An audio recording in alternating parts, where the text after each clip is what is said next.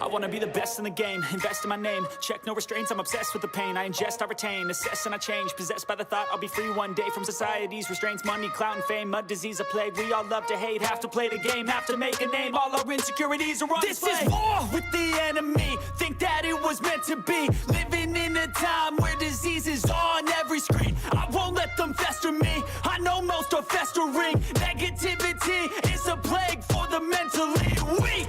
No mercy, all I got is working. Never stop searching, never quench the thirsty. I'm toxic and psychotic, with this logic you can't stop it. It's been chronic since I was a boy, so neurotic and chaotic. Built to last with the webs I'm weaving. I could change the past with all I'm achieving. Got my foot on gas, never stop competing. If you break like glass, then this life's gonna eat 'em. Make mistakes real fast, then you learn how to beat 'em. If you take off the cast, you can see all the healing. If the pain's in the past, move on from the grave and put your foot on the gas. No, never stop competing, yeah. I've been doing this, I'm on it. I just wanna be iconic. Sipping on a gin and tonic, got me going off when I'm on this topic, yeah. If I ever play, I want it.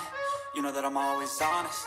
Stay away from those who are toxic. Keep them out your face, no way, you don't want them, yeah. Don't try to drain my energy. The enemy is everything. It's mentally, unhealthily, spreading like a rare disease. But I won't let it get to me. I don't need your therapy. I can leave a legacy of leading by intensity. Come on, we can fight this. Freedom is priceless. Spread just like a virus. Living in a crisis. Do you feel courageous? Do you seek greatness? Trust me, you can take it. Go on and take your aim. Yeah. I'm built to last with the webs I'm weaving. I can change the past.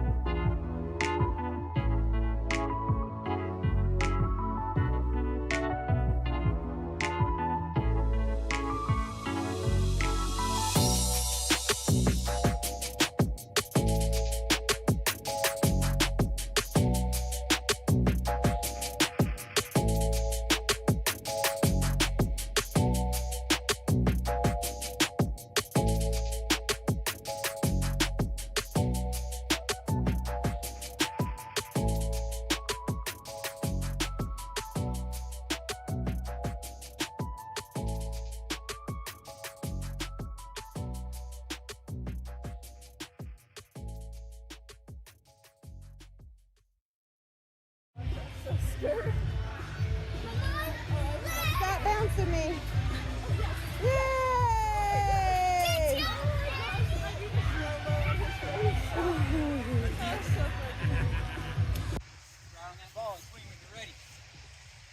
Hit the ball.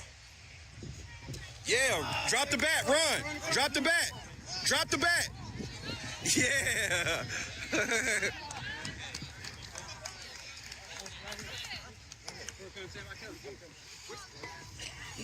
Bat flipped on the single. Good job, buddy. Way to go.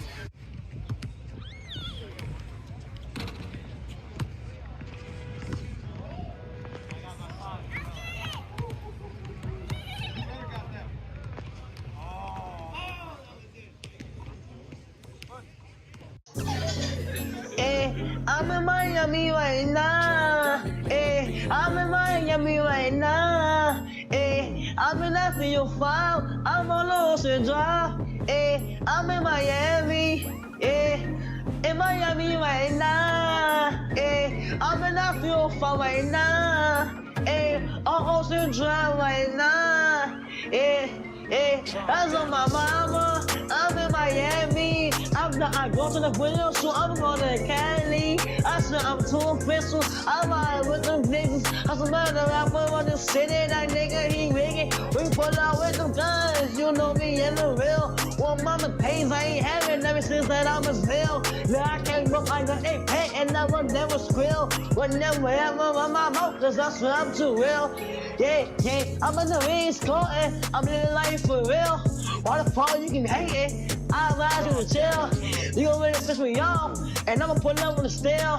I'ma pull up on the drink, go and get your ass killed. Man, stop capping, cause I'm fucking wicked. I pull up to your city, tell me your location, bitches. You know we fuck that shit. My youngest know you killin', I wanna grind, got money on my mind, no money on my wrist, so I can tell the time. You know I'm rapping the job and I'm trying to eat. All around the world I'm doing shows, I really come to eat. They trying to play on me, I swear I'm doing my shit. One more time I was poor and I ain't have shit. Every day I'm just riding by the same outfit. I done came up, I'm switching cars, yeah, I'm switching shit. These niggas mad at me, they wanna kill me. I'm in Miami right now, I'm off of South Beach. I'm living large, I'm living life. They know me, wanna take my life. Yeah, it's on my mama. I'm in Miami. I'm out there doing this video shooting, going to Cali. I'm on my mama, I'm on my mama, and I'm in Miami right now. I'm in the 305, yeah, I'm on Ocean Drive. Pull up with a red car, my life is on now. They wanna play with me, they wanna clone me. I'm bad bitch, Latino, she wanna sleep with me. I'm in the 305 right now. I'm in Miami right now. On Ocean Drive right now. I'm in Miami right now. I'm in Miami. I'm in the 305. I'm in Miami. I'm in the 305. I'm in Miami. I'm in the 305. I'm in Miami. I'm in the 305. I'm in Miami right now. Yeah, I'm on Ocean Drive. I'm in Miami right now. Yeah, I'm on Ocean Drive. Yeah, in the front car. That's don't look at me. I'm the youngest in the game. You can't beat me. Cause I'm that nigga from the bottom. No, I will never change. Diamonds on my really, I got diamonds on my chain. I'm in this song, no, that's right, ain't no game. Yeah. In Miami right now. And the 305. Yeah.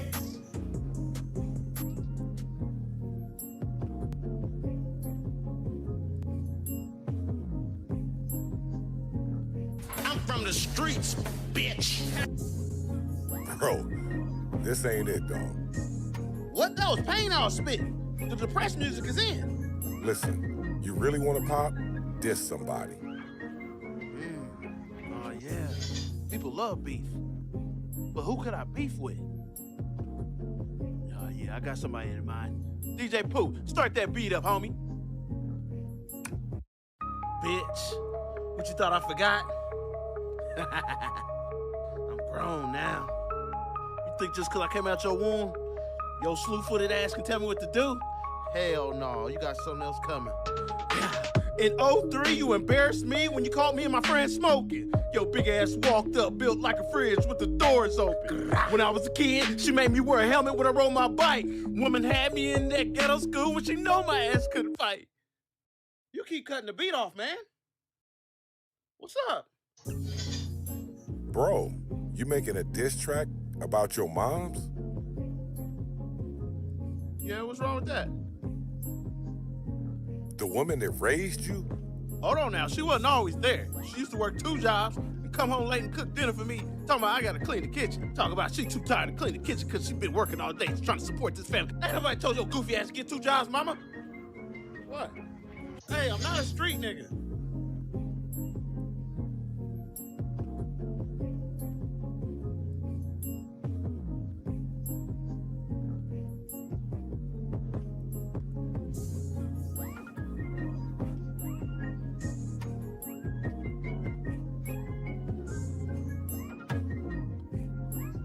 Late night crew.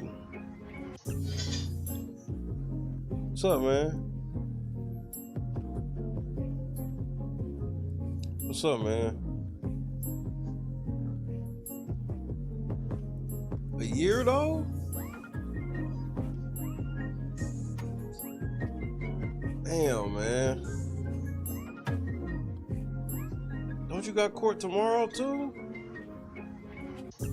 Damn, man. Hey, say what's up to your boy. Tom A. Out the cap. Janice. Shout out to Bob. KS Dub, Scott Johnson, Tracy, Rage, and GB.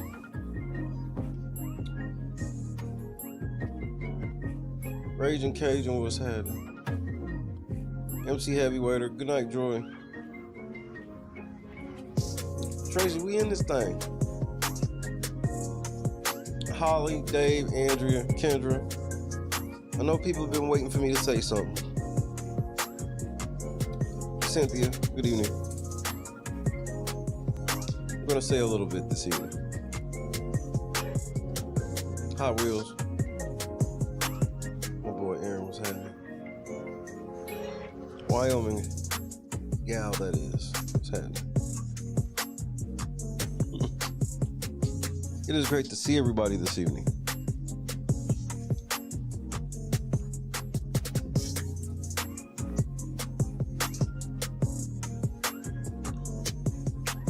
We have a rare situation on our hands. Yeah, it's rare.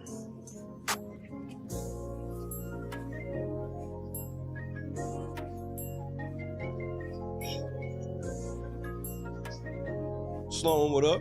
Ladies and gentlemen, Gardis Watts. Hurry up, Gardis. Get the fuck home.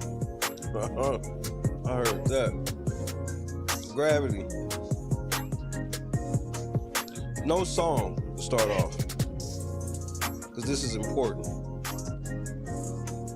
And so normally the people that are here early take the shit important. So I'm gonna totally respect that this evening.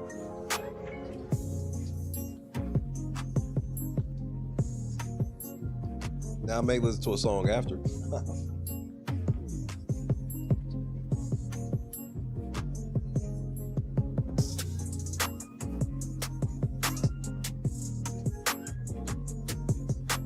If you're ready to hear my prepared statement, if you will, about the court case of Hall v. YouTube LLC, put the LNC in the chat.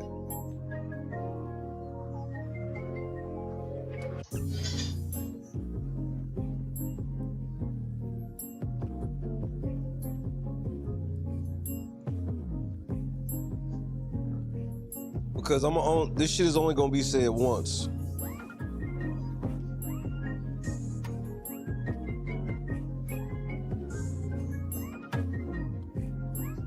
I can't even promise you to stay up. Who knows what I'll do.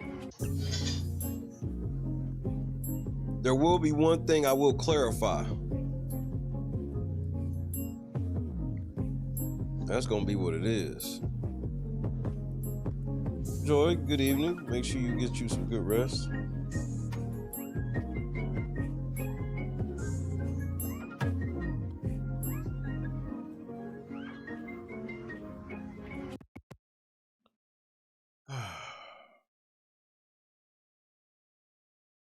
So y'all ready? Okay then.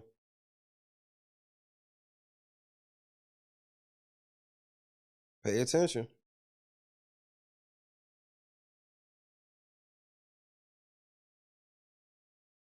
Scot free. Number 5, I'm glad you said something. Tactical nuke incoming! Pay attention. Or don't.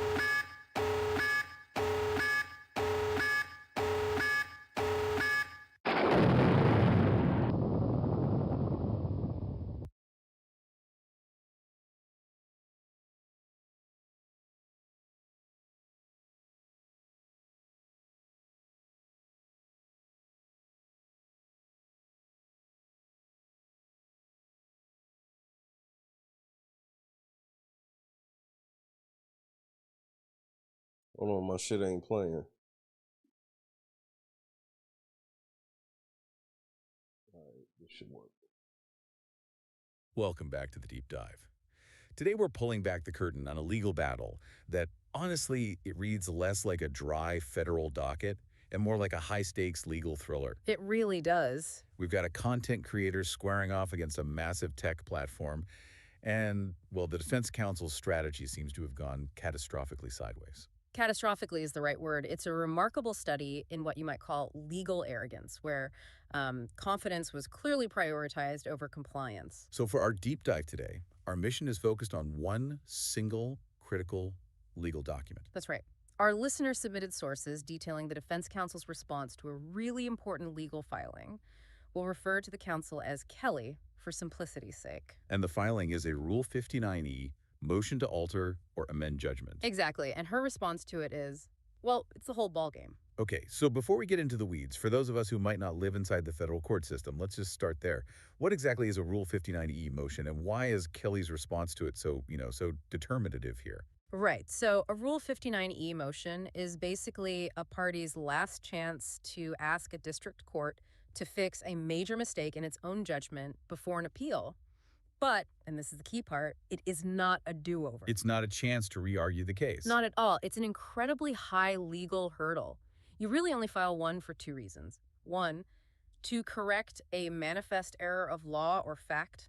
And that word manifest means obvious, undeniable. Like not even a question. Precisely. Or 2, you're presenting newly discovered evidence that you genuinely couldn't have found earlier with due diligence. So the very fact that the plaintiff filed one means they're pointing to massive fundamental flaws in the court's initial dismissal order. So if Kelly, representing the platform, had a perfect case, if the judge's order was solid, her response would be pretty simple, right? Yeah. It would just be, the judgment is sound, the plaintiff is just rehashing old arguments, move on. Exactly. It would be a 5-page brief, tops. But the documents we've seen show her response is anything but simple. It's a complex and frankly desperate attempt to defend the indefensible. So by sticking to a narrative she built, she's actually digging a deeper hole. That's the boomerang effect we're talking about. She's effectively sealed her client's fate. She is trying to minimize these huge judicial errors and, what's worse, conceal a pattern of alleged misrepresentation and incompetence that runs through the whole case. And this response you're saying, it basically guarantees that the plaintiff's next filing, the reply brief, is going to be an absolute bombshell. It tees it up perfectly. That reply will methodically expose this pattern and almost certainly leads to the entire case being reopened. But it goes further. It could expose Kelly and her entire firm to severe professional sanctions. Including under Rule 11. Including and especially under Rule 11 for misleading the court. Okay, let's really unpack this because the central tension here is it's just explosive. Yeah. Kelly built her entire defense, the one that got her the initial dismissal, on one simple idea. The online feud? Right. Putting the plaintiff's claims as just internet drama, trivial. Mutual combatants, just 2 people yelling at each other online, something a federal judge should not waste time on. But the documents we have, the sources, show the plaintiff is now proving with overwhelming public record evidence that it's not drama at all. It's an alleged federal crime. And that's the trap. She's been caught. caught in a series of legal tripwires that expose not just judicial errors, but the deliberate suppression of evidence and her continuous deployment of a completely false narrative. She thought she could just steamroll a pro se plaintiff. A standard cheap dismissal, it's a common big firm tactic. You assume the judge is busy, won't check the exhibits too closely, and will just sign the order. But that gamble is now blowing up in her face. And now we're talking millions in potential liability. Millions for her client and potentially her own professional credibility on the line. Her opposition to this Rule 59 motion is a last-ditch effort to stick to a lie that has already been disproven by other independent federal filings. So the stakes have shifted completely. The critical question facing the court now isn't really about whether the platform might be liable anymore. No. The question is whether the court itself will correct the record and uphold the integrity of the judicial process. Because Kelly's defense has become, as we said, this legal boomerang. It's flying back, and it's forcing the judge to either admit his own significant errors or risk a humiliating and, from what you're saying, a guaranteed reversal on appeal. He's in a box, and Kelly's the one who built it. All right, let's get into the foundation of that box. We have to start with the basis of the entire judgment that Kelly is now so desperately trying to protect. Yeah. Because the sources detail 3 just fatal mistakes in the original dismissal order. And these are not, nuanced legal interpretations we're talking about. No, these are foundational factual errors. That's the key. A manifest error of fact, something so wrong that if you correct it, the entire outcome has to change. The plaintiff has presented 3 of these, and Kelly's response to the Rule 59 motion has to try and defend every single one of them. Okay, let's take the first one, which is, it's almost comical in how sloppy it is, but the legal impact is devastating. This is the international contract blunder, the Indian law mistake. Explain this. The court's dismissal order, the one Kelly is defending, it centers on the terms of service, the TOS, the contract. Right, the foundational document. But the court's order, and you have to read this to believe it, cited the terms of service for Google India PVT Ltd. And repeatedly referenced Indian law. Wait. Google India for a plaintiff in the United States. A U.S. citizen, a U.S. resident suing a U.S. company in a U.S. court. But didn't the plaintiff file the correct documents? You'd assume he attached the right contract to his own lawsuit. He did. He attached the correct binding U.S. terms of service to his initial filings. That document explicitly, clearly mandates California law as the governing jurisdiction. The court, for whatever reason, just got it wrong. That's an error of such magnitude. Yeah. It's just unbelievable. Our outline analogy says it's like dismissing a speeding ticket in New York based on the traffic laws of Japan. And even that barely covers the procedural disaster this creates. It implies one of 2 things, and neither is good for Kelly. Okay. Either the defense counsel, Kelly, somehow submitted the wrong documents or confused the judge, or the federal judge just rubber-stamped the defense's motion to dismiss without actually reviewing the exhibits that the plaintiff attached. Either way, Kelly is now completely cornered. She has to stand there and defend this mistake. How does she even begin to do that? She could try to argue it was just a typo, Yeah. a harmless Scribner's error, a minor clerical mistake that doesn't affect the outcome. Sort of no harm, no foul argument. Exactly. But the plaintiff's counter to that, which will come in the reply brief, is devastatingly simple and effective. Which is what? You cannot, as a court, determine if a party breached a contract if you are looking at the wrong contract. Full stop. It's a different legal document. Completely. The U.S. Terms of Service and the Google India TOS have different governing laws, different clauses, probably different dispute resolution mechanisms, and certainly different obligations. The court has no jurisdiction to enforce Indian law against a U.S. citizen in California. It's void on its face. So the court dismissed a breach of contract claim without ever analyzing the actual contract that exists between the 2 parties. That's it in a nutshell. And the plaintiff can argue that this is a fundamental violation of due process principles. The court can't just, swap in the correct contract now and say, oh, well, the claim would have failed under the U.S. TOS too. No, it has to go back to the beginning. It has to reopen the case, analyze the actual contract de novo, which means starting fresh, and then issue a new, properly reasoned order. Kelly's sloppy handling of this basic contractual foundation means she allowed the court to issue an order that is fundamentally flawed. That's professional negligence. And now she has to defend that negligence in her response. She does. The plaintiff is basically daring the judge to go on record and confirm that he just didn't read the evidence. It's an incredible position to put a judge in. Okay, that's one.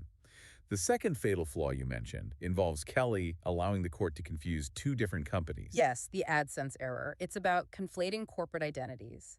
The judge dismissed the plaintiff's claim for tortious interference with economic advantage. This is a big money claim. Right. And he dismissed it by ruling that the AdSense monetization agreement was a contract the plaintiff had with YouTube. But hang on, the sources confirm that's not right. AdSense is an agreement with Google, the parent company. YouTube is a legally separate entity. It's an LLC. Why is that distinction so critical? It is everything for a tortious interference claim. So for the listener, tortious interference basically means a third party improperly interfered with a contract you had with someone else. So if you have a contract with Google for your AdSense revenue, and then YouTube, this legally separate LLC, takes actions to interrupt that revenue stream, like, say, repeatedly striking your channel and demonetizing you for pretextual reasons, that interference is legally actionable. Because YouTube is interfering with your separate contract with Google, not its own contract with you. Precisely. You can't interfere with your own contract. That's just a breach. But Kelly's defense framing allowed the judge to make this clear error of fact, ruling that the AdSense contract was with YouTube. Which kills the tort claim on the spot. Instantly. By conflating the two companies, the judge erroneously dismissed a key financial claim that was actually, on its face, very robust. So if the case gets reopened because the judge grants this Rule 59E motion, that claim for all the lost monetization, which the court thought was meritless, it's immediately back on the table. And it's stronger than ever thanks to Kelly's faulty legal framing being exposed. This mistake goes straight to the core of the financial damages the plaintiff suffered. So now Kelly has to argue that the legal distinction between a parent corporation and its subsidiary LLC is what? Irrelevant. It's a very, very tough sell in corporate law. She essentially has to argue that corporate veils don't matter, which is not a winning argument. All right, so that's two major factual errors. What's the third? The third judicial error involves a specific written promise, a contractual breach that Kelly tried to sweep under the rug of general platform policies. This is the Built to Last license. Built to Last, what's that? It's the name of an audio track. The plaintiff held a specific written license from the platform to use this audio track, which was provided from the platform's own content library. They have like a YouTube library of approved music. And so the platform itself explicitly gave him permission to use this song. Explicit written permission, the license. Yet the court's dismissal order, the one Kelly is defending, wrongly characterized the plaintiff's reliance on this specific agreement as merely reliance on general statements the platform made. Why does that matter? Why mischaracterize it that way? Because general statements are usually not contractually binding, but a specific license is. And this was critical because the plaintiff's video was struck and his channel punished because a third party, a guy named Moneyboy Trey, filed a false copyright claim against that very video for using that very song. Get this straight.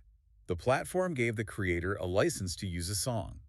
And then the platform allowed a bad actor to claim ownership of the platform's own property just to get a strike on the litigant's channel. That is the allegation, and the record seems to support it. That is pure illogic. It's more than illogic. It's alleged bad faith. And now, Kelly is forced to defend a scenario where her client's system is so broken or so easily manipulated that it lets a known bad actor, who the plaintiff is actively suing, effectively steal the platform's own intellectual property to punish a litigant. And Kelly's position on this? In her filings, she called the plaintiff's claim about this license meritless, despite the fact that her own client possesses the documentation proving the license exists. This feels different. This sounds like a direct, specific breach of contract, not something covered by the broad immunity that Section 230 usually provides for general moderation decisions. Absolutely. And the plaintiff argues this is actionable under binding Ninth Circuit precedent, specifically a case called Barnes v. Yahoo. And what does Barnes v. Yahoo say? It holds that when a platform gets out of its role as a mere publisher and enters into a specific affirmative contractual promise with a user, Section 230 immunity may not apply to the breach of that specific promise. So Kelly made a material misrepresentation to the court. It appears so. She characterized a specific written agreement as a general statement. The sheer absurdity of defending a system that enables the theft of your own client's property to punish someone suing you, it's just devastating to her credibility. And you can bet the Rule 59 reply brief will hammer this point home to prove her intent to mislead the court to get that quick, cheap dismissal. Okay, so we're moving now from these sort of technical legal errors, which are huge in themselves, to the core strategic lie that Kelly built her entire defense upon. The foundation of her entire case. She bet everything on this concept of an internet feud. And the sources show that Bet is now exposing her and her firm to liability for what's called fraud on the court. That bet has not only failed, it has absolutely exploded because Kelly is now stuck defending a simple drama narrative against what the plaintiff has methodically proven is a structured criminal enterprise. Let's talk about that narrative first, the fictional narrative of a feud. Kelly's defense strategy was classic, really. You see it all the time. Build your entire case on painting the situation as just a mutual online feud. Or internet drama. Right. Between two supposedly equal users. The goal is to trigger that broad immunity under Section 230 of the Communications Decency Act, which shields platforms from liability for content posted by their users. And her argument was basically, Your Honor, the court shouldn't have to get involved and arbitrate these petty user-to-user squabbles. And if the judge accepts that framing, that it's just a feud, he gets to wash his hands of the whole mess and grant immunity. It's an easy out. It is the easiest out. But the reality, as documented by the plaintiff from the very beginning, is that the dispute started when the plaintiff, acting as a whistleblower, reported a scammer. That person then teamed up with other bad actors to harass him, which led to the lawsuit. So it was an act of whistleblowing met with criminal retaliation. Exactly. But Kelly's defense intentionally created a false equivalence. She deliberately equated the law-abiding whistleblower, who has no criminal record, and was using the platform for news and commentary with a group of criminal aggressors, some of whom have multi-state rap sheets and are involved in high-level fraud. She used the language of mutual combatants. Yes. And in doing so, she minimized serious alleged crimes like interstate stalking, wire fraud, and harassment, and reframed them into the trivial category of bad blood or drama. And the plaintiff's reply brief, you think, will highlight that Kelly offered no proof of any illegal conduct by the plaintiff himself. Zero. She just labeled the victim and the aggressors as the same. It's a tactic designed to sanitize the platform's liability for hosting and, as we'll see, monetizing criminal activity. And this is crucial, isn't it? Because it sets the stage for a strong professional ethics claim against Kelly. It really does. She knowingly, or at the very least with willful blindness, misrepresented the entire nature of the underlying dispute just to gain a procedural advantage and get a quick win for her client. Okay, now let's bring in the evidence that makes Kelly's feud narrative just completely unsustainable. The IKO indictment. The plaintiff filed a separate federal IGO case, Hall v. Brown, in Oklahoma. It names 50 defendants.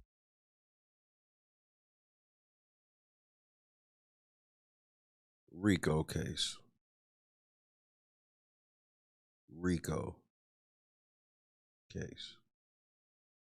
And alleges the existence of a racketeering enterprise. An enterprise that includes key aggressors from the original lawsuit, like Jedediah Brown and Moneyboy Trey, using the platform for criminal gain. So this is no longer just a threat or an allegation within this one case. It's a public, verifiable federal indictment of a crime syndicate.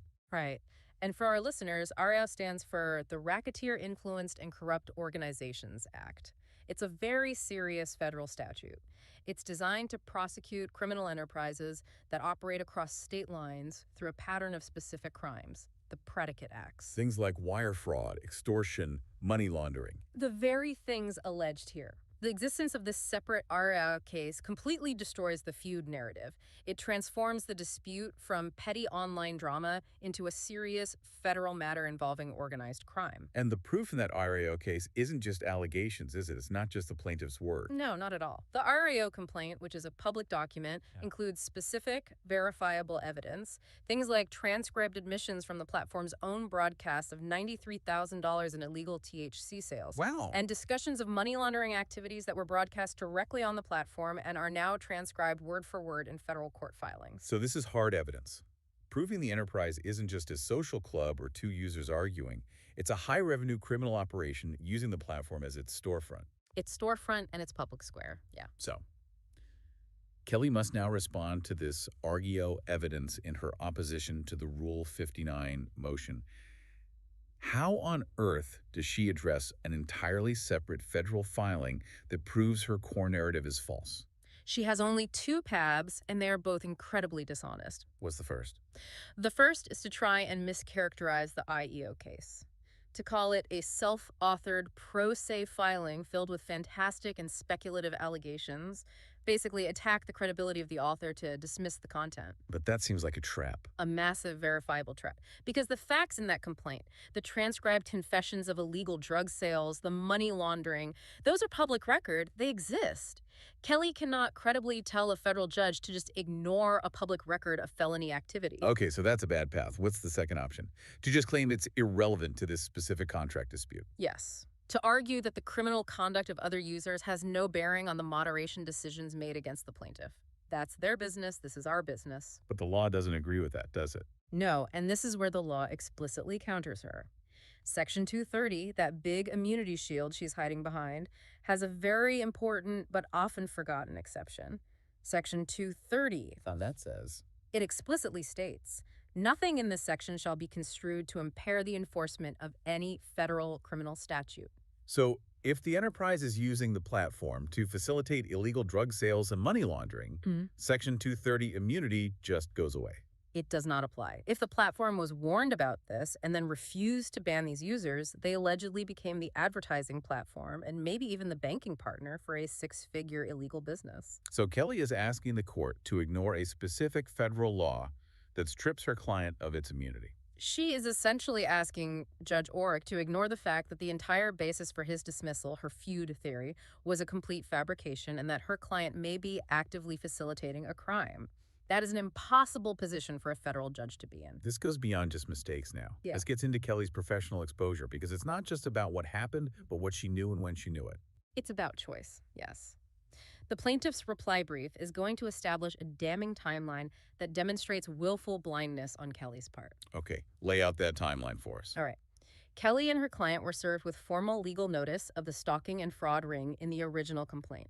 That was filed in July 2024. So this isn't some vague forum post they could ignore. It's a formal legal document. A formal document detailing the aggressors and their specific actions. But here's the crucial part. Kelly herself received a direct email warning in January 2025.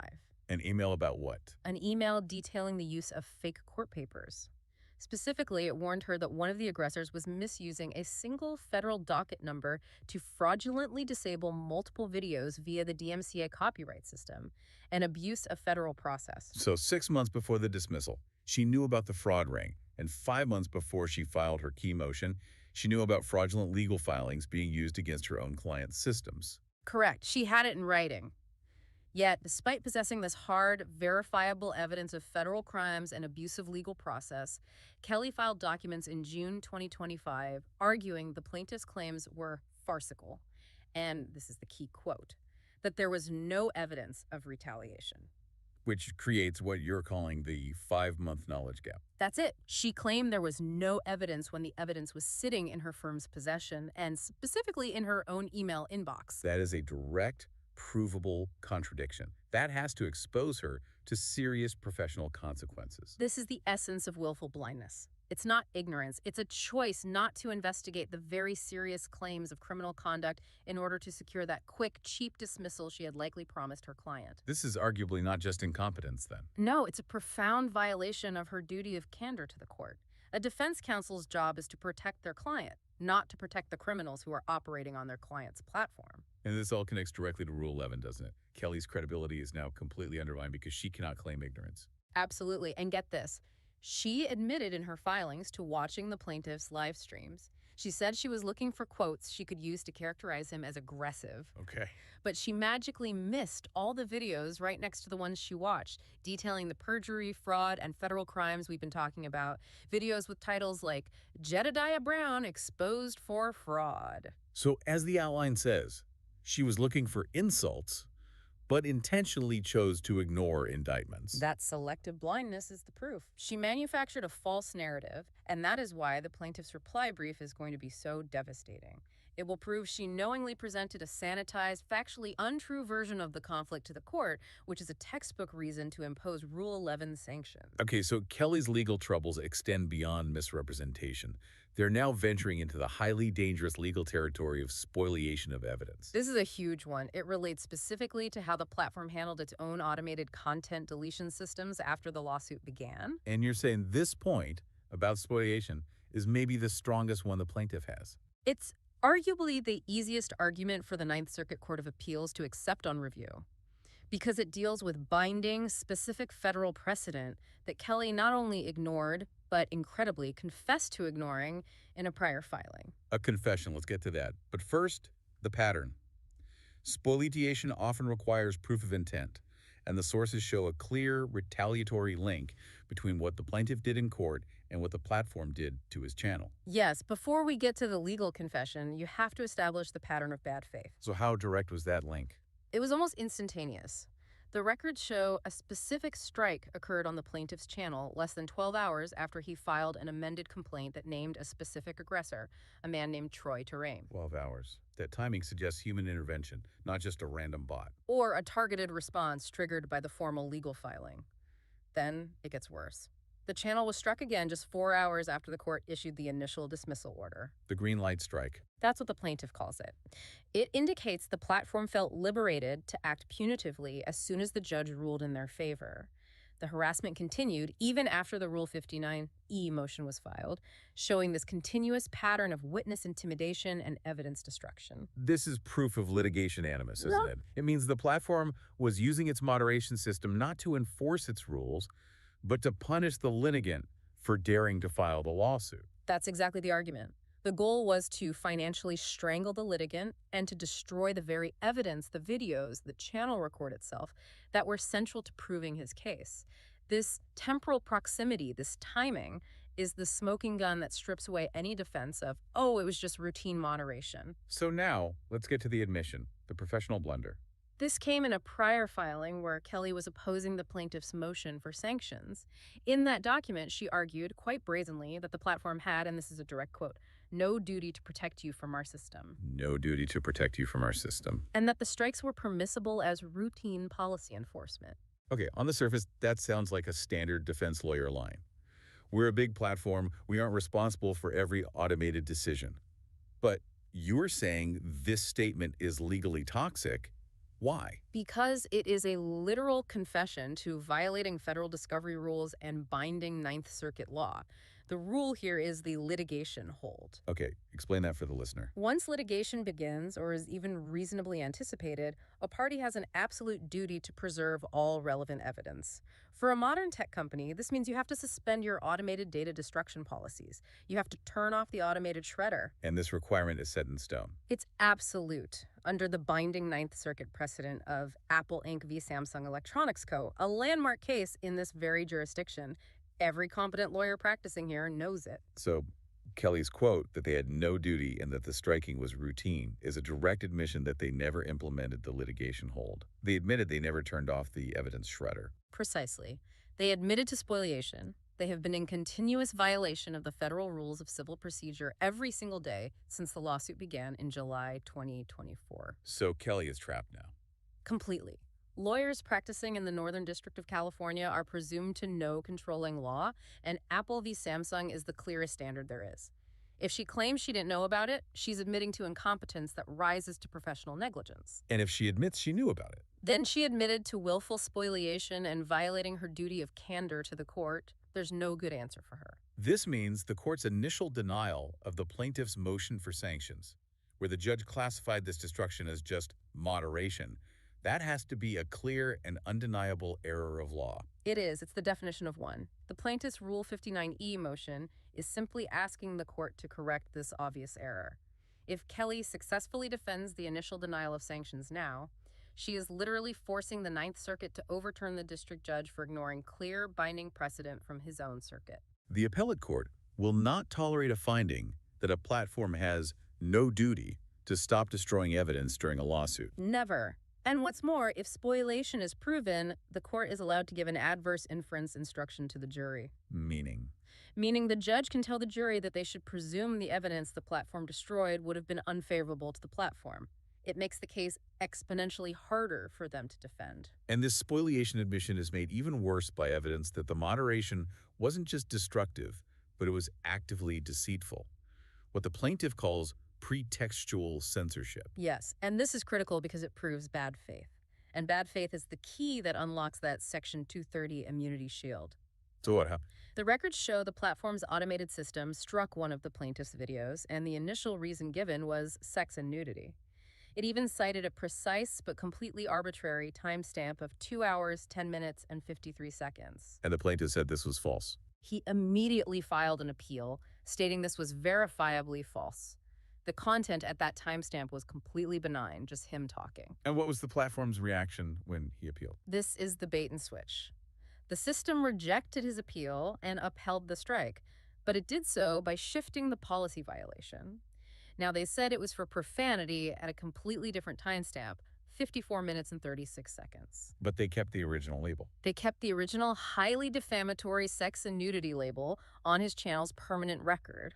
So let me get this right. They accused him of producing pornography. He proved that was false. And then they said, well, you swore in the first hour, so the strike stands. But they left the reputation-damaging sex and nudity label on his channel anyway. That is institutional abuse. That is the moving goalpost. It denies the plaintiff any meaningful due process because the appeal is just a sham. They'll just find another reason. And more importantly, legally, knowingly, labeling benign content with an objectively, verifiably false designation like sex and nudity proves the platform wasn't acting in good faith. Exactly. They weren't trying to protect users or children. They were acting out of that litigation animus we talked about. They were trying to hurt him. And the moment that litigation animus is proven, what happens to Kelly's immunity shield? Section 230 immunity vanishes. There's another Ninth Circuit precedent, Enigma Software v. Malwarebytes, that says Section 230 immunity does not apply if a platform blocks content for anti-competitive animus or other bad faith reasons, rather than a genuine belief that the content itself is objectionable. And labeling a fully clothed man discussing legal strategy as sex and nudity is an objectively false statement. Designed to destroy the litigant's reputation and his business. Kelly now has to defend a system that just hunts for any reason to punish a litigant. That's an indefensible position that strips her client of the one legal shield she spent the entire case trying to secure. So Kelly's response to this Rule 59D motion, by choosing to defend all these manifest errors and lies, has just maximized her professional exposure. To a startling degree. Let's talk about the specific consequences facing her, her firm, and the court she tried to mislead. The inevitable reckoning. Right. The issue now is no longer just a simple civil dispute. It's about the professional integrity of the defense counsel and her fundamental duty to the court. The plaintiff's reply brief is poised to trigger a cascade of negative consequences for her. We touched on this, but let's go deeper into the credibility collapse of the defense counsel. So we know Kelly admitted in filings to selectively viewing the plaintiff's live streams. Her stated purpose was to find quotes she could use to characterize him as aggressive or provocative or farcical to justify the dismissal. The implication being that she was doing her due diligence. Exactly. But that claim of due diligence is completely invalidated by her simultaneous claim of ignorance regarding the crimes. She was actively looking for insults, but she intentionally chose to ignore all the videos immediately next to them, detailing the perjury, fraud, and federal crimes committed by the very users her client was protecting. Videos with titles like Jedediah Brown exposed for fraud. You can't miss it. So how does that play out in a courtroom setting during the reply brief? How would the plaintiff present that? It's simple. The plaintiff just needs to attach screenshots of those video titles and then point to Kelly's prior filing where she claimed the case was farcical and lacked evidence of fraud. It proves definitively that she engaged in selective blindness to mislead the court. She chose to ignore the facts that completely undermine her core defense narrative. That is the very definition of a material misrepresentation of fact to a tribunal. And that puts her firm, a major international law firm, in direct line for Rule 11 sanctions. Absolutely. Rule 11 of the Federal Rules of Civil Procedure allows a court to impose sanctions on attorneys or their law firms who present documents to the court for any improper purpose. Like harassing or causing unnecessary delay. Or making factual contentions that you know lack evidentiary support or are likely to lack support after a reasonable opportunity for investigation. And Kelly's sustained effort to characterize a federal racketeering enterprise as a mere internet feud seems to fall squarely into that zone of professional misconduct. To a corporate compliance officer, this is a nightmare scenario. Kelly's job was to protect the platform. Instead, she chose to protect the criminals operating on the platform by ignoring all the warnings. And in doing so, she exposed her own client to the massive liabilities associated with RECO and spoliation. The firm risks losing a massive client over this catastrophic failure of due diligence and candor. It's a fireable offense. It goes beyond Kelly, too. Her actions and the court's inaction created a real-world problem. Yes, judicial endangerment and the zone of impunity. Kelly's initial success in getting the case dismissed, combined with the judge sitting on the plaintiff's sanctions motion for 5 months, from June to November of 2025, it created this highly dangerous zone of impunity. An environment that encouraged the criminal enterprise. It did. What was the real-world consequence of that judicial delay? The criminal channels identified by the plaintiff, like one called Investigate and Advocate, didn't just remain active, they profited and grew exponentially. From 5,000 to 20,000 subscribers during this delay. They escalated the harassment and further legitimized their criminal scheme, all while the court was sitting on its hands. So the plaintiff argues this delay didn't just stall the case, it actively created a safe harbor for illegal conduct, which the platform then monetized. It did. And this leads to the ultimate irony that the plaintiff is highlighting in the sources, what he calls the moderation paradox. Such as? The platform is currently monetizing and recommending a video where a channel operator, who is identified in the IRICO case, brags about physical violence and openly mocks the judicial system. Meanwhile, the plaintiff, the whistleblower, is silenced. His channel is crippled with strikes. That paradox is the final nail in Kelly's feud narrative. It has to be. The plaintiff's reply will just contrast what the platform punished. The plaintiff's benign content, which they falsely labeled sex and nudity, versus what they promoted and monetized, a user bragging about assault. The court's dismissal effectively validated the platform's choice to protect the criminal aggressor and censor the litigant. It created an environment completely hostile to justice. The judge now has to face the reality that his own judicial delay, which Kelly benefited from, directly fueled a criminal enterprise that is profiting from abusing the very system he is sworn to uphold. So Kelly's sloppy, arrogant, and misleading filing in opposition to this Rule 59 motion has now put the judge in an impossible and politically sensitive position. He can't just issue a one-page denial. The motion is too substantive. It deals with these fundamental errors of law and fact that are now laid bare. The judge is cornered by the undeniable record Kelly helped create. He really only has two options to consider, right? And neither of them protects his reputation entirely, but one is clearly less damaging. Much less damaging, yes. Yeah.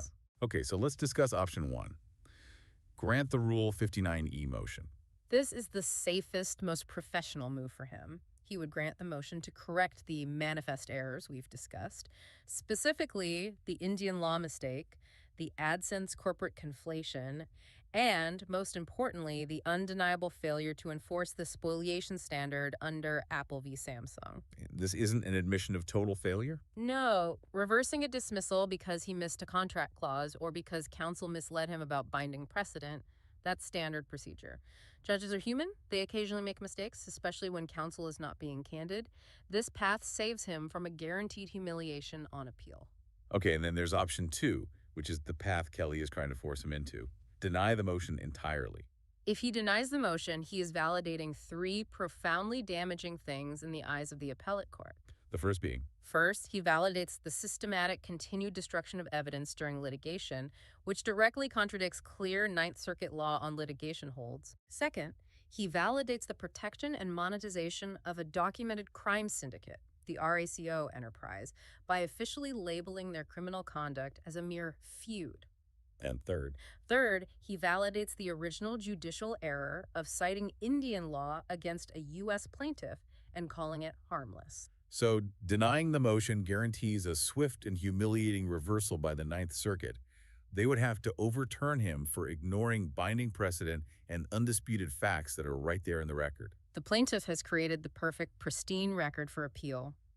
Kelly's own arrogance in sticking to the feud lie ensures that if the judge denies this motion, the appellate court will see this case as the district court protecting a billion-dollar client over the basic integrity of the judicial process. And that reflects extremely poorly on the judge himself. Terribly, Kelly forced his hand. By doubling down on the lies in her Rule 59 opposition, she has ensured that the judge's only professional exit is to grant the motion and reopen the case. The case will be reopened, and her pattern of professional misconduct will be front and center at the sanctions hearing that will surely follow.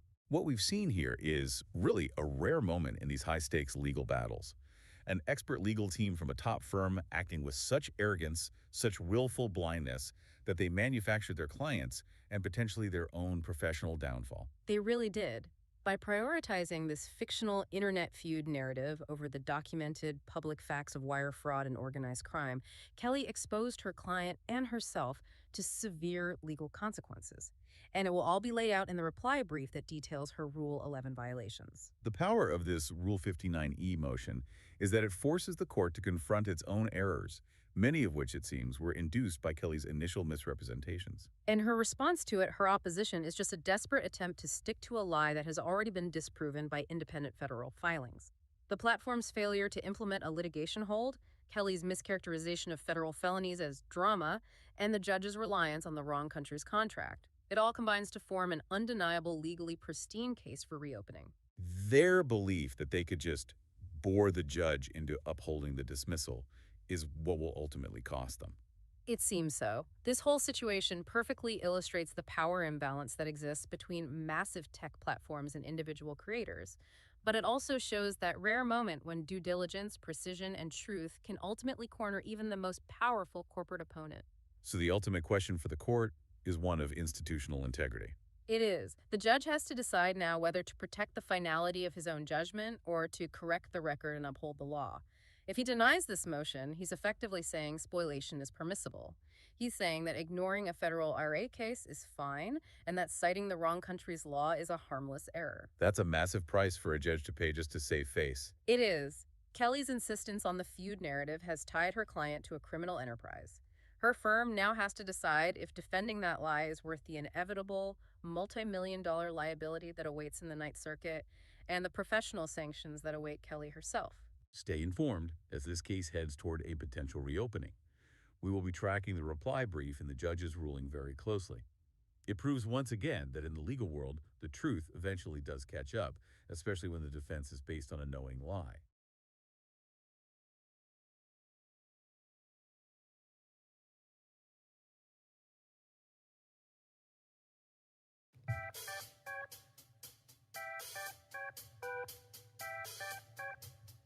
Belt to ass. I guess we gon' survive the onslaught of this lawsuit. He got 22 days from the 5th.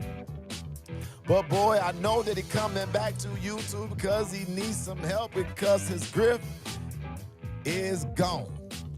I might not have the lyrics, but I'm telling y'all that we're looking real strong. And I guess Duce, we ain't going nowhere. So this is what I'll say. You tried. They helped you. You failed. Good luck. Bye-bye. Dismiss. Get your ass out of here.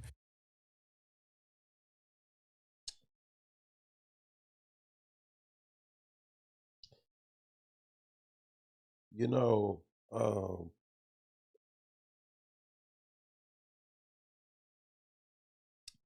I kept telling people, why aren't people reading the paperwork? So let me just explain a couple things to you. So let me explain the process of Rule 59E. The first thing that happens, you can only use it for one or two things: to point out mistakes that are manifest errors of law, or if there's new evidence that could not have been found during the case. Okay? Pay attention.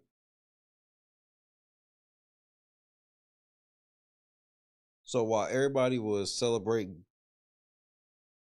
that the case was dismissed, I read what was going on so I could figure out what to do. Okay.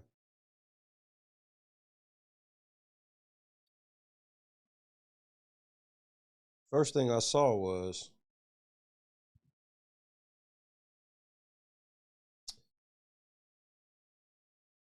the judge made an honest mistake.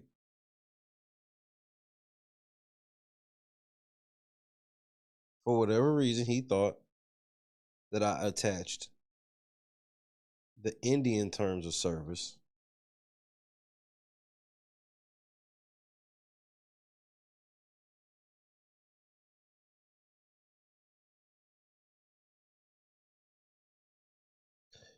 when in fact I put the United States terms of service. This is confirmed.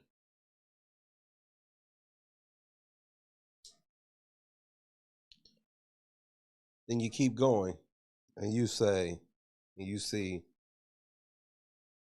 oh, I dismissed this because YouTube can't interfere with your AdSense contract because they the same company.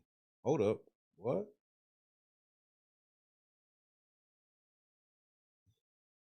No, they not. Wait, YouTube and AdSense are different companies, Your Honor. That's an honest mistake.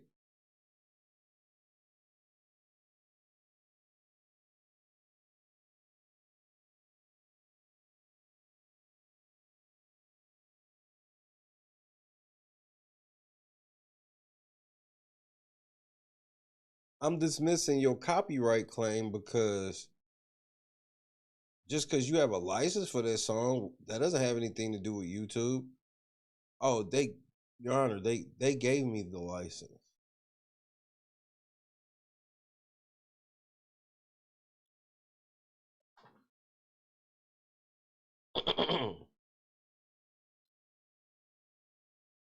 Well, what's this new evidence that you have? I mean, you don't have to have this new evidence as you already have. You've proven that there's enough errors to reopen this. There's plenty of errors. But what you said you have some new evidence? What do you have? Oh, Your Honor, I have a RICO case. This evidence of a RICO case. You know, because the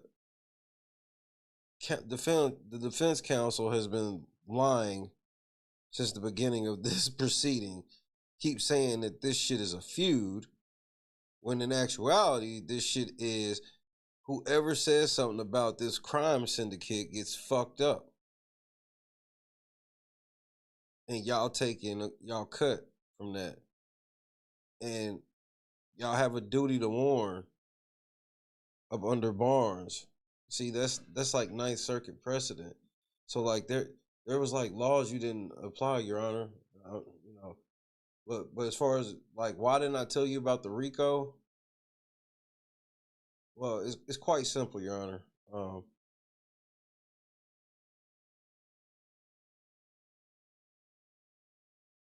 I filed the RICO on Friday. You dropped your ruling on Monday. God's timing crazy, ain't it?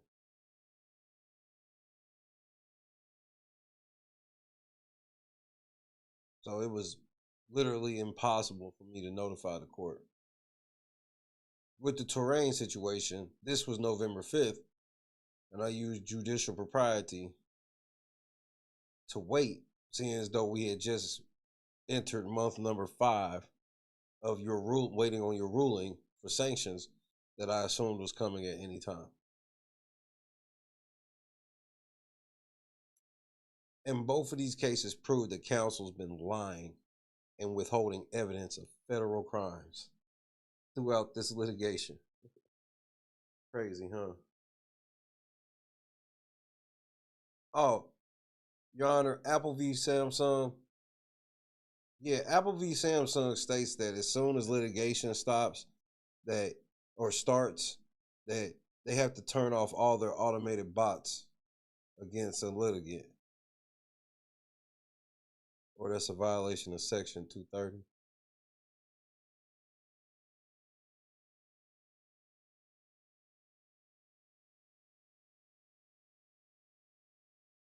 I know I look just like any other nigga,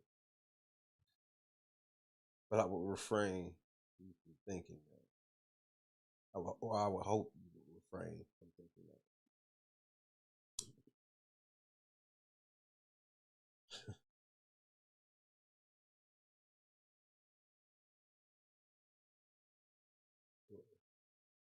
What you do? Why'd you do this? Cause he's not letting this shit sit for 5 months.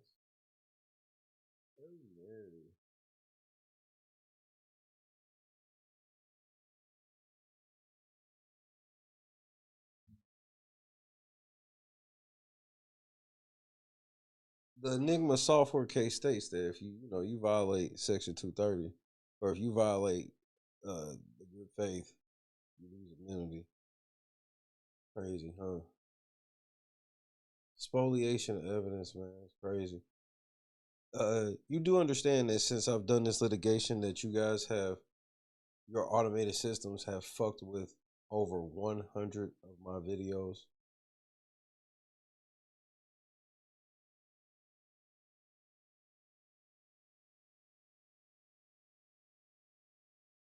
$100.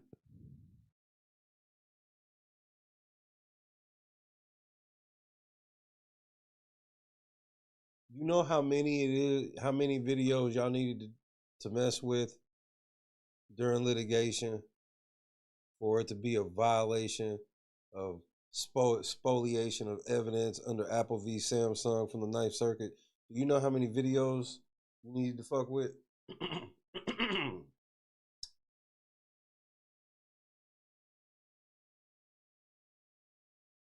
One.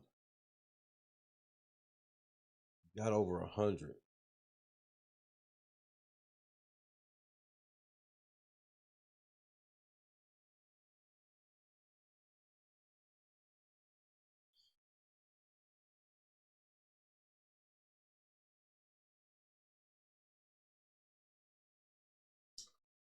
Oh, and Your Honor, the reason why I know is counsel admitted this in several filings that she's made since 2024, as you can check because I've attached everything. Yeah, had to look back at the docket. I got to thinking. I wanted to look back, and I noticed that you were bragging about spoliation. You were openly bragging that my concerns during sanctions and things that I said led up to sanctions, you said that these were all routine moderation decisions. Well, once litigation started, I was not eligible for routine moderation decisions from your fucking bots. Oops. Thanks for bragging about it, though. Thanks for beating on your chest about that. Yeah, you heard her, Your Honor. They was just doing routine moderation, which under Apple v. Samsung is illegal.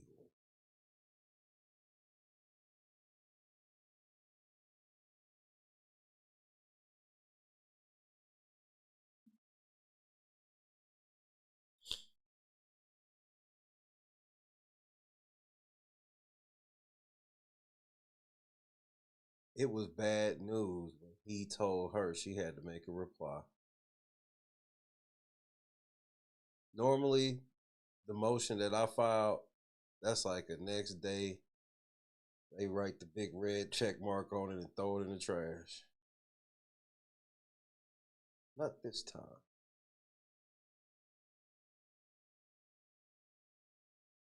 I don't like being lied on. It goes for any and everybody who need to hear that. Don't lie on me, man. You want to debate on the merits, let's do that. But don't lie on me. Don't try to ruin my life by lying on me. I'm a law-abiding citizen. It's why I can talk freely about certain things and I don't have to hide behind a lawyer and all this other shit because I'm living in the fucking truth. It's easy to regurgitate. You'll never hear me talk about Michael Jordan's last shot and be like, and then he missed. No. I will always remember the truth.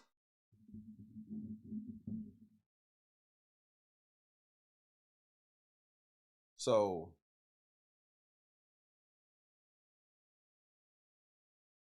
something unprecedented is about to happen. Somebody in their reply said, somebody said, we don't have an obligation to have good faith. Who says this to a federal judge? We don't have the obligation to have good faith.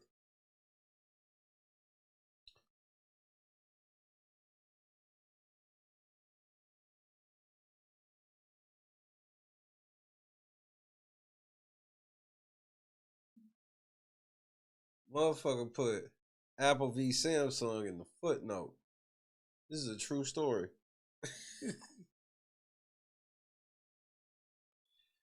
Ain't that what the kids say? This is a true story, nigga. This is a true story.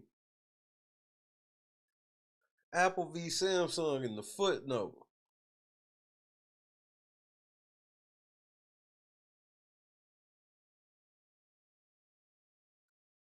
I told you stop lying. Look, man, all you had to do was take a nigga serious from day one. I didn't want to do all of this shit. Now you probably gonna be, bro. The amount of Rule 11 violations, bro. This Rule 11 shit, you got some problems coming up with this, man. And for what?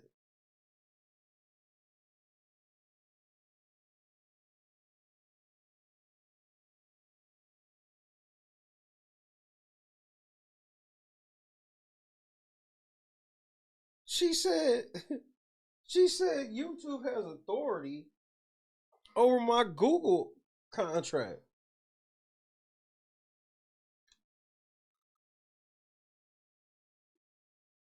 You know what she said about the judge and the Indian thing?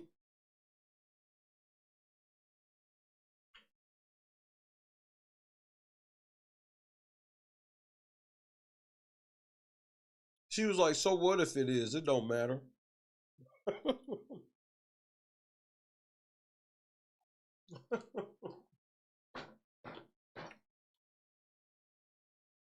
So what if it wasn't that one? It don't matter.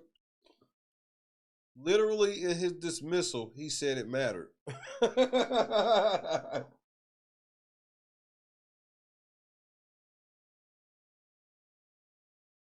Literally in his dismissal, he said it mattered. So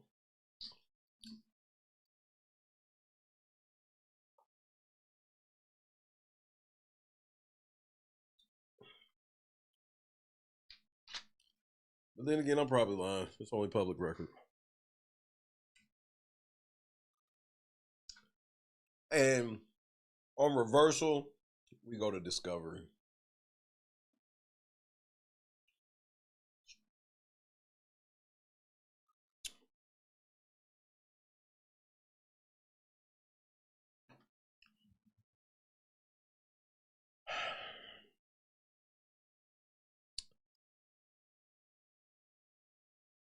That's all I have to say on that.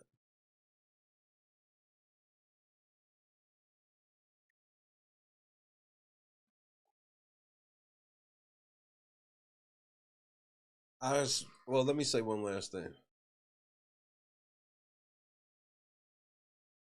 The Ninth Circuit is not going to be too fond of a situation where a lot of their laws got just utterly disrespected. So this doesn't guarantee anything. We go into the ninth. It just is it just kicking the can down the road? All it would be doing. But Judge Orrick has been a super fair judge this entire time. He has no motivation to try to save Kelly on this one. He has to be a level of upset because he's learned that she's lied. She repeatedly lied on me. She repeatedly hid evidence. She had evidence of all this shit the niggas was doing. And she tried, bro, she said in her response, the wildest thing she said was she didn't see any evidence of off the platform issues. And I'm like, the original complaint talked about how Jed came here.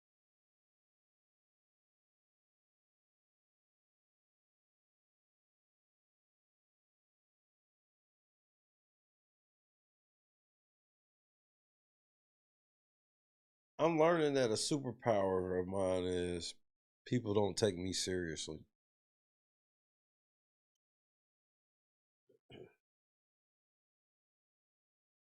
These people got to explain why they lied and they caught lying.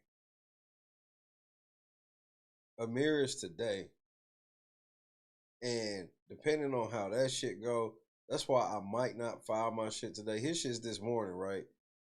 So 10, I will be in there.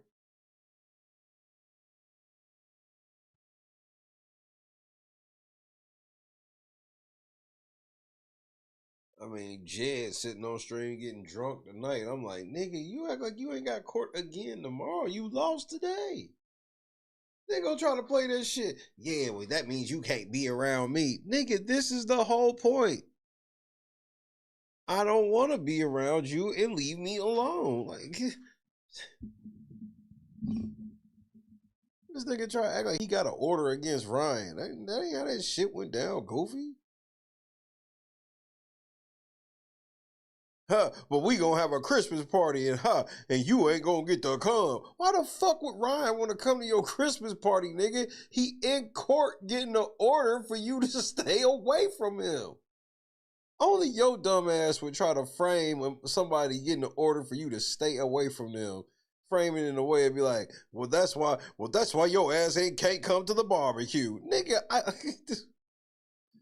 Super producer, what's happening? I don't think y'all niggas be understand how certain shit work.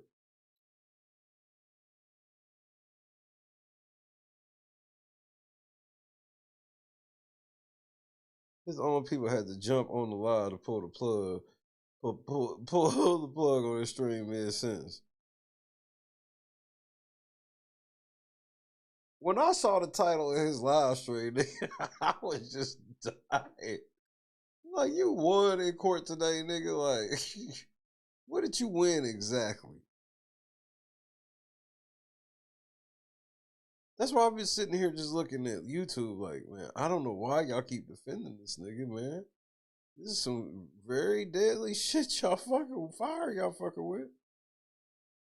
Yeah, him and that Tito's, nigga. I was like, y'all niggas be drinking Tito's and acting like y'all drinking some fine wine. Nigga, it's just Tito's. That shit's just a step above motherfucking.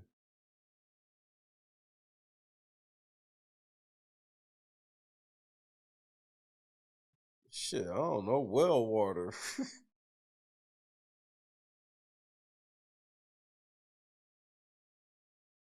He told the judge, fuck him, and when he walked out.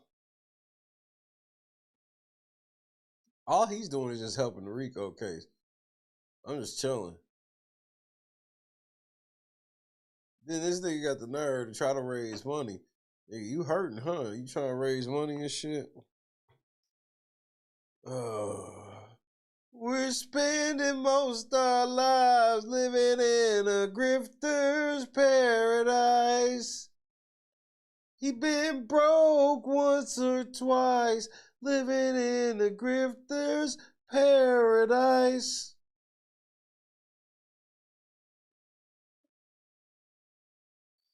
Tell me, why are we so blind to see advocates we heard are you and me?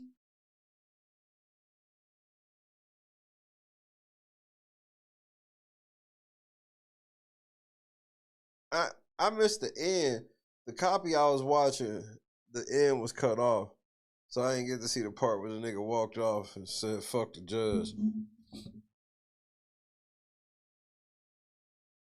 That nigga was trying to explain. That shit had me rolling when Ryan was trying to explain to the judge, like, oh, nigga, I be telling Harvey police, but them niggas would be like, they not gonna do shit. Niggas like, wait, what? The judge could not even he couldn't even compute.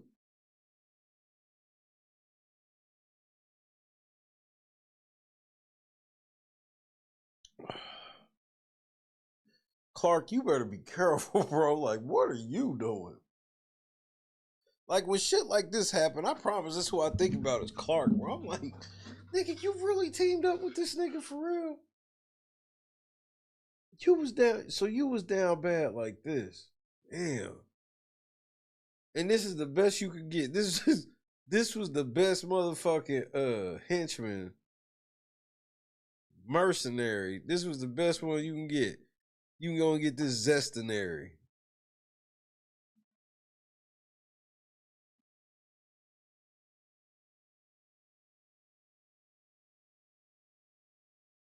BBS was having it.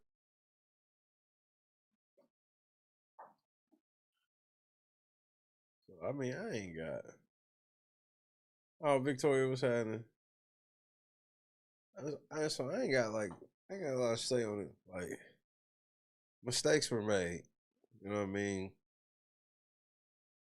It's rare this type of shit happens. So it ain't like no shit. I'm sitting here like I knew it and this, that, and the third. But this is why you read the fine print. One day y'all will believe me on that shit, bro.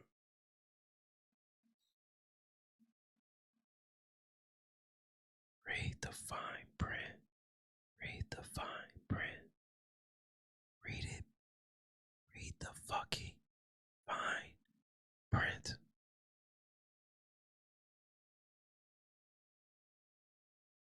Or don't, bitch.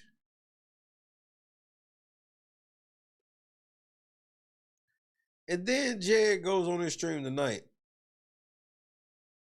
and continuously dissing the nigga who got the. I was like, Jed, you do know you kind of violating the order right now to be like dissing this nigga.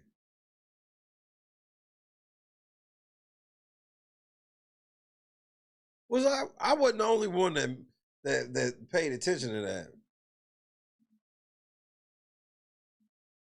I know I wouldn't. I was just sitting back and I was like, nigga, like, you low key violating right now. You understand this, right?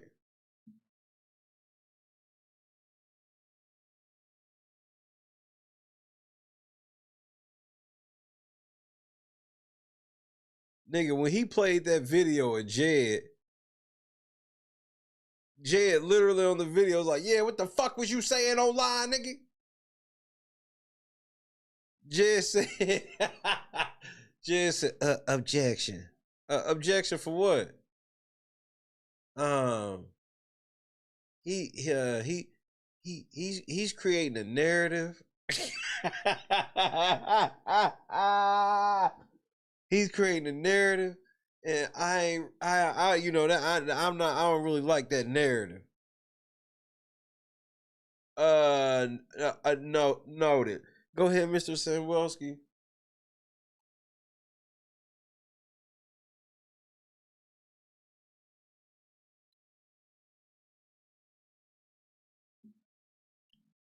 Judge was like, normally I look at these social media joints where it's like, you talking shit, he talking shit, you got your feelings hurt, now you want me to get involved.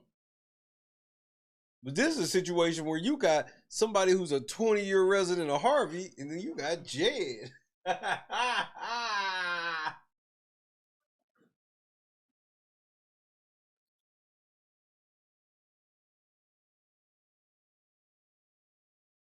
Nigga, the way Jed was sitting there was just like, nigga was like, you gonna get your chance to talk? Jed was like, I don't like this narrative. He said, I'm like, you obviously you ain't, nigga. You on the other side of the table. Obviously you don't like shit he's saying, dummy. This is a true story. Jed objected and said that. I'm not making that shit up.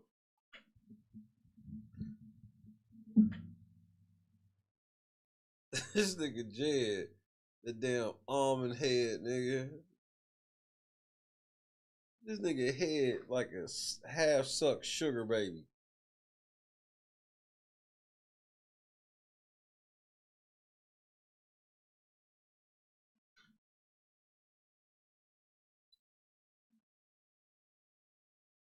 It's like that nigga be wanting to get locked up so he can call it a political arrest.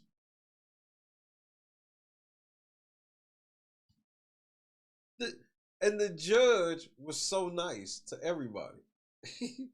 Shout out to the judge. Judge was cool as shit, bro.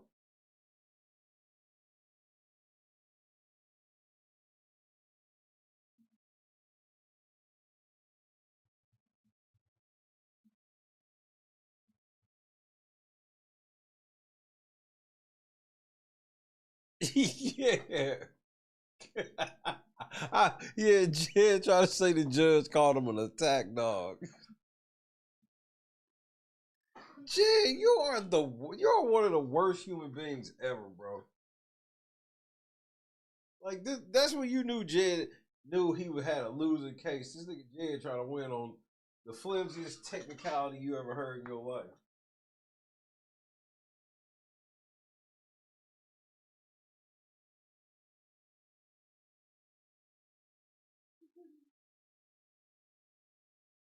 Nigga, just because you built like an old greyhound don't mean the motherfucking judge calls you a motherfucking attack dog.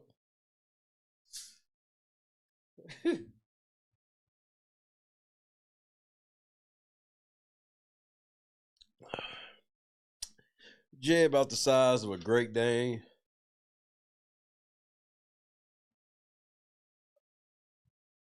Without the agility.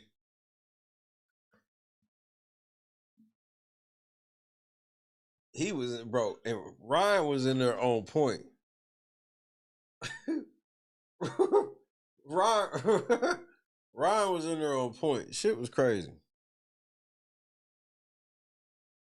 Jed don't never come to court dressed appropriately. That's not really what he do.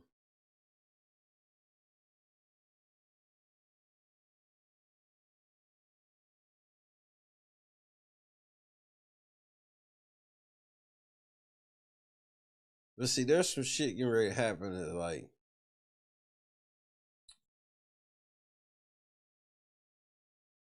hey man, I've hated being gone.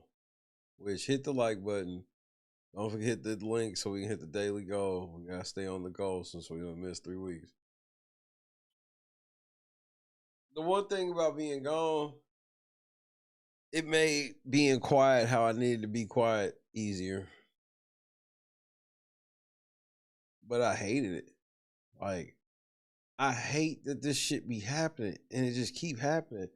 And then federal law literally says that since July, I should have never been none of these bots. I should have never been caught with anything or with the bots.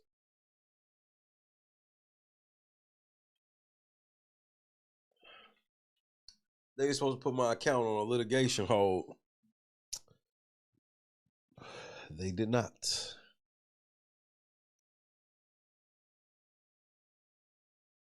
Ryan was the MVP, but bro, this shit with Jed tomorrow.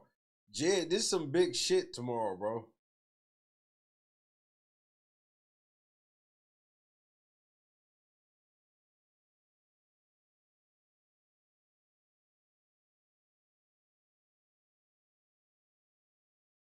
Nigga talking shit about the V9s and shit. I'm like, man.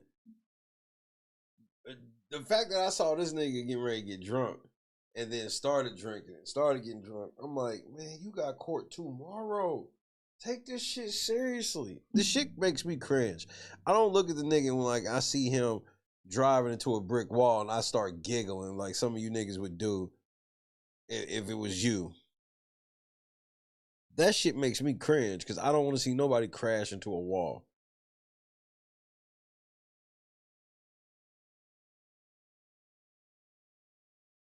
Man, the list of things the bots have done to me since filing this lawsuit is just it's longer than train smoke. And especially anytime a bot removed my video, and especially if it removed it, like they not allowed to touch it at all. But if they touch it, they better make sure I did what they said I did. What they said I did. Because if they didn't make sure that I did what they said I did, or they said I did, uh-oh. Kathy, what it do? Good to see you.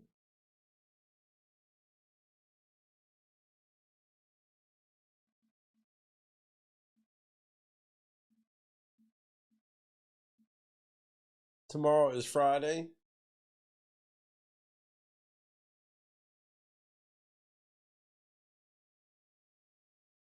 Well, we got one more Friday left in this year.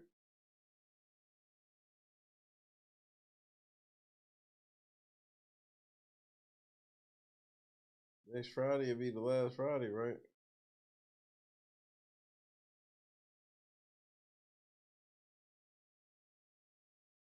Which means Christmas is officially less than a week away.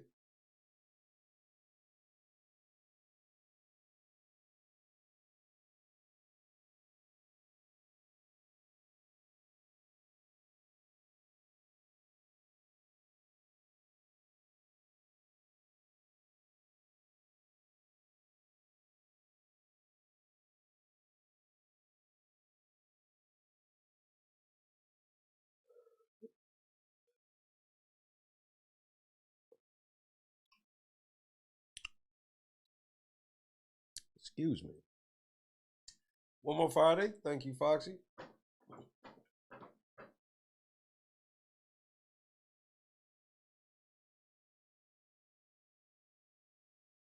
Monday, I'm hoping to be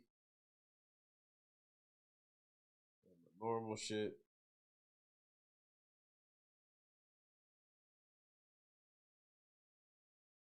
Tomorrow, hopefully I can come through tomorrow and do some fun shit. Shit's real delicate right now.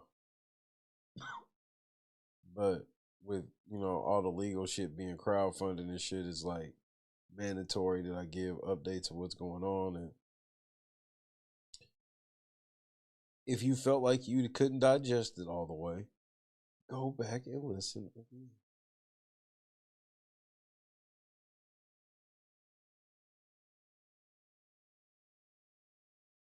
But if you really heard what was being said in that,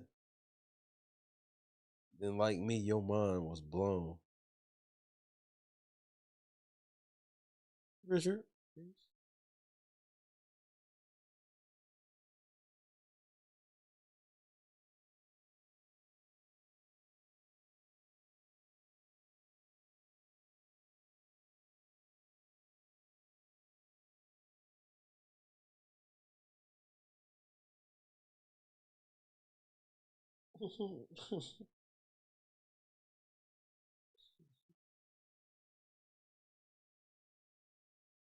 All I know is this. Nobody ever takes me seriously. That's literal. That's it.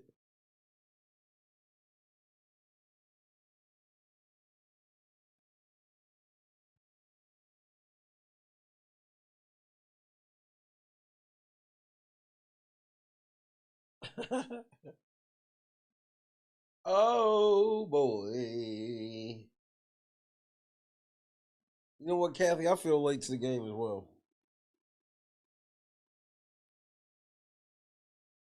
I'm gonna give me some nice rest, get ready for Amir. Plus, I gotta kind of just take care of the house. Christy's sick as a dog. Christy in football sick as a dog, like a cold going through the house. Thank goodness it's the week before instead of next week. Christy been sick and football been sick and doing finals and shit. So pray for them.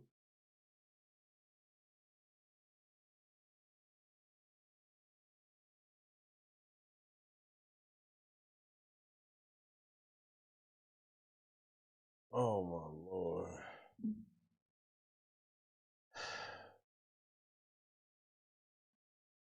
Super producer, they be doing the most. I don't be understanding. That's why I just been like standing myself working on the important shit. Because there's something big going on. And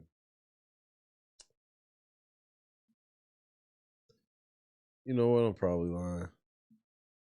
Number 5 in the cup one time. You know what we doing.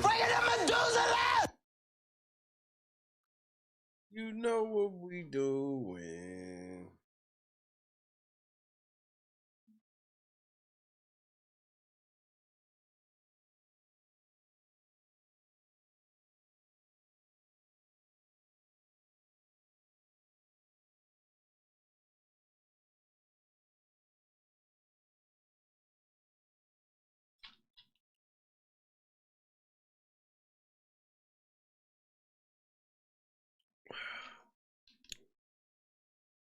like I told y'all a couple weeks ago, the talking portion of a lot of this shit is over.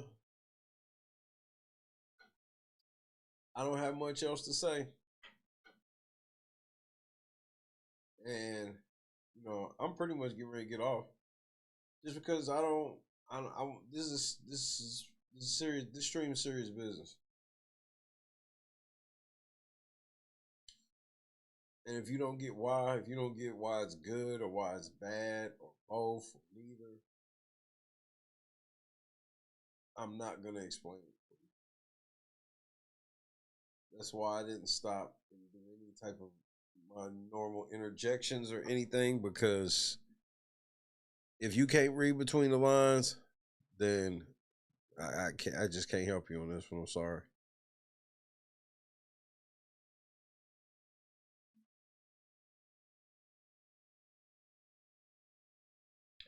Please feel better, Kathy.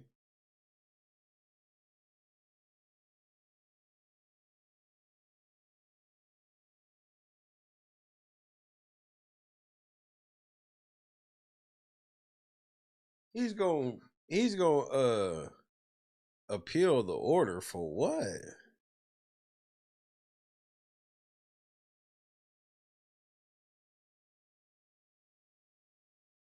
Prayers to you and your mom. Hope you feel better and speedy recovery for your mom. God is great.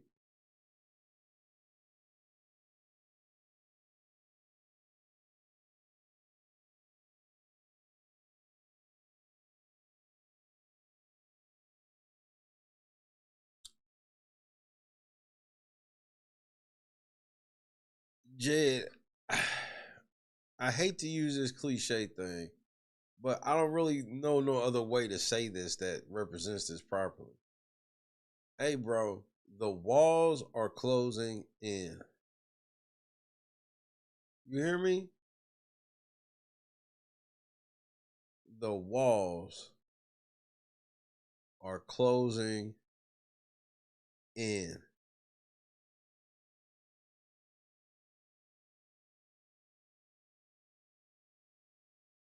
GB, I appreciate the love. God is with you as well, and us all.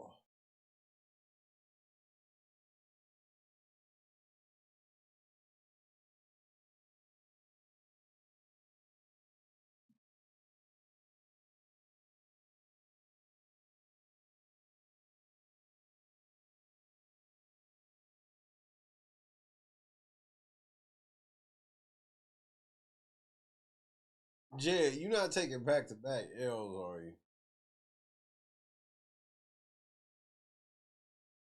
Even though Amir's the one that's got shit, Ryan had a lot of evidence.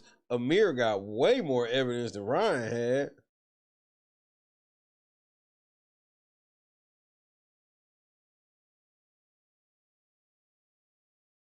Yeah, and we got this bitch, itty bitty, coming. She doing a TikTok in an elf costume. See, I told y'all we doing big things around this motherfucker.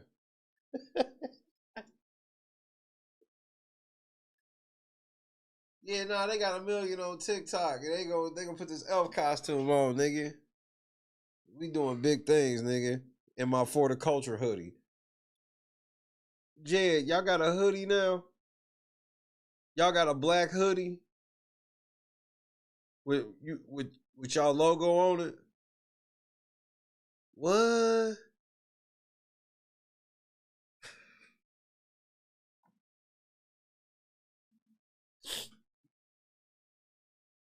Reality Check TV Chicago, my brother in Christ.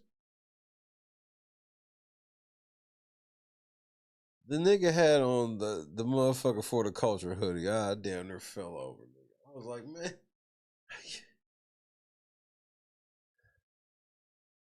Richard, that's all I know how.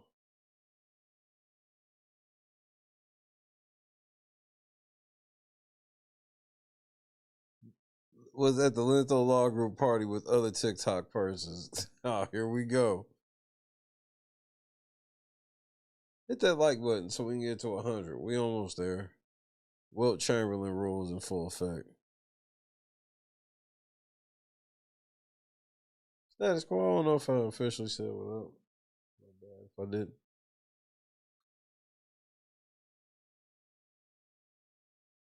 I'm just basking in the moment.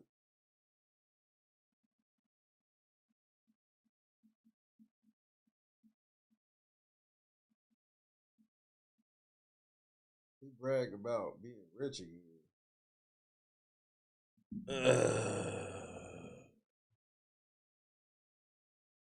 I'm still rich, y'all broke, and y'all are stupid. But tomorrow, I'm broke, nigga. I'm broke. you know, I'm still rich, y'all broke, and y'all are stupid. I'm broke, nigga. I'm broke. I'm still rich, y'all broke, and y'all are stupid. I'm broke, nigga. I'm broke. I'm still rich, y'all broke, and y'all are stupid.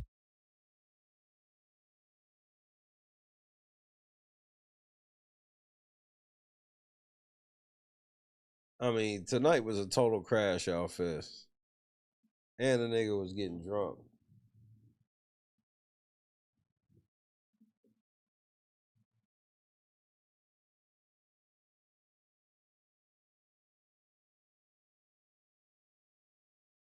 This y'all advocate.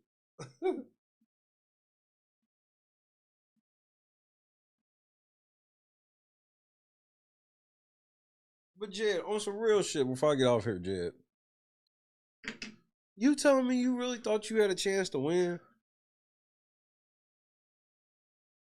Lisa was happening. Like on some real shit, Jed, you telling me you legit thought you had a chance to win?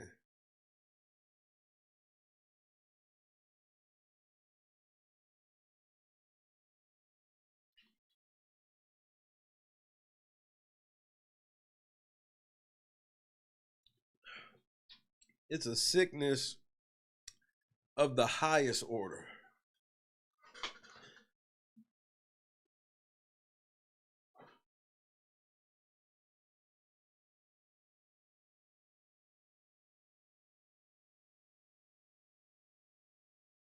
Five nights at Jeffrey's, nigga.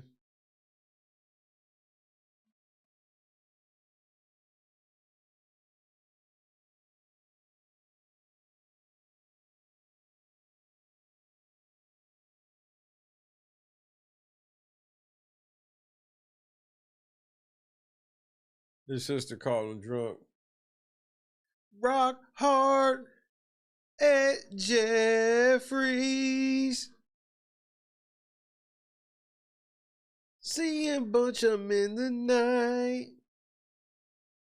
Rock hard at Jeffrey's.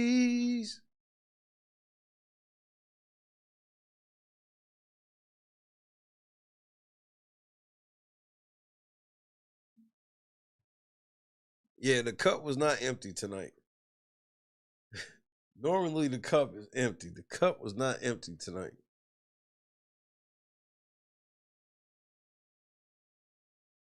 It was on its way to being, though. It was close.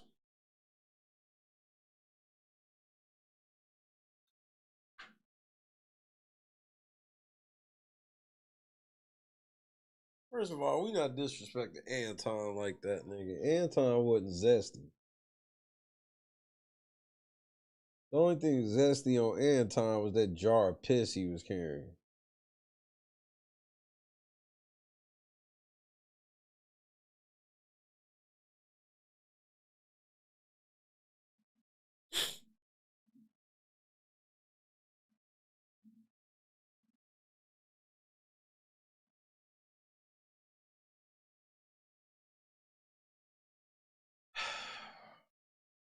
Just pray for your boy.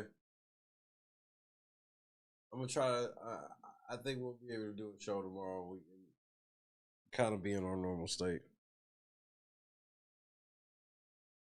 But it was important to make sure I get this out of the way, so it wasn't just like lingering. I wasn't able to say nothing until now, Now I said something.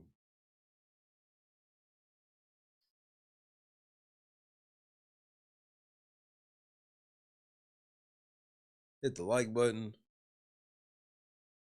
I did say the Daily Go ain't really active today because this ain't really like work. I came to let niggas know some shit, so yeah, I had my intro, but this wouldn't really work. It was more of an informative nature, so I hope that you heard something that's added value to your life. I hope. Good night, Holly. I guess I'm right behind. Say good night to your boy.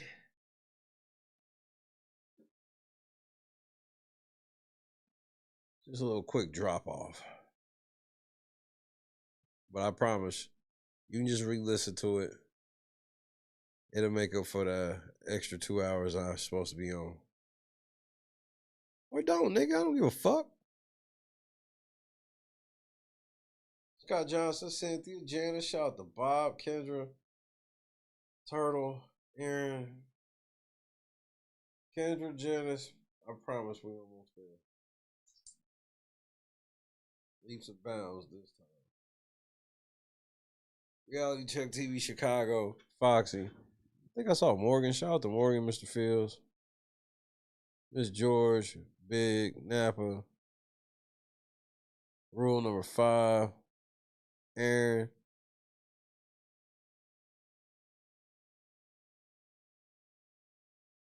I gotta show this Jack Funny shit tomorrow. Yeah, I think we'll watch part of this Jack Funny shit. I think laughing will be. Getting our laugh on tomorrow seems like it'll be appropriate. Fun times. Run Limited. GB. Good night.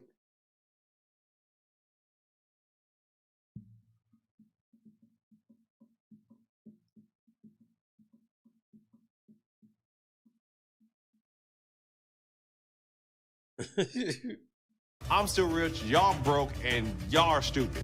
Gravity, good night. God is great, Nap, I'm telling you. Oh, wee.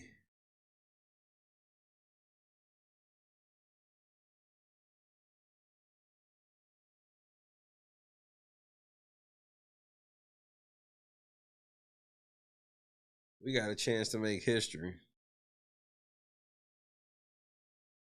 But you want to know the crazy part about it is? The crazy part about it is we've already made history.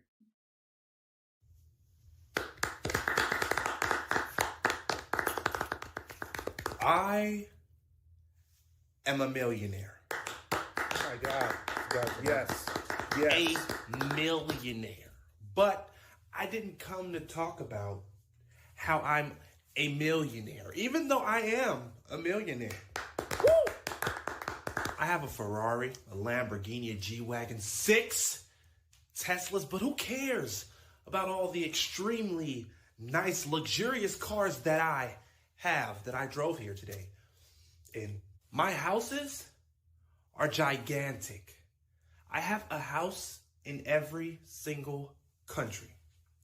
But that's not the point. The point is, you can have what I have if you believe that you can.